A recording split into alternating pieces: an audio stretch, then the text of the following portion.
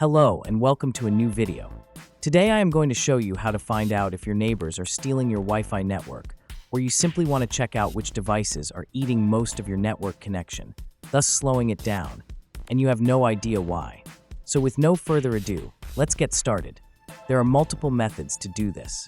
So the first method is to access your Wi-Fi router settings. In order to do that, check the address of your Wi-Fi router on the back of the router and simply enter it in your browser and access it. You should be presented with a similar screen as I now can see. Depending on the model of your router, the user interface might be different, but the idea is that everything is usually very convenient to find. So in order to log in, you must enter the credentials. Usually the login is admin and the password is admin, but in my case I only have a login password field where I need to enter the actual Wi-Fi password. As I said, it depends on the router. So let me enter my password, and I will try to log in. After logging in, you should also be presented with a similar screen. So what I want to do is find the devices that are connected to the Wi-Fi network, which I can do by clicking here, where it already tells me that I have 4 different devices active on my network. Right here I can separately see the connected device via a wired LAN connection, which is my Android TV device in the living room. If I select the wireless devices category, I will be able to check all the wireless devices.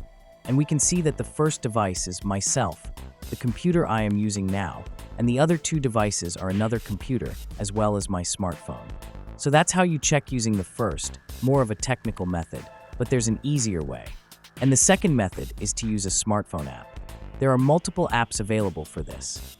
For example, my router developer, Huawei, has its own app available, which I can download in order to manage my Huawei devices. But not every router company has a dedicated app for that. So in such a case, you'll have to use a third-party app. As I said, there are multiple apps available. For example, this Wi-Fi monitor app. It also has the feature to display all the devices that are or were connected to your network. So that's the second method.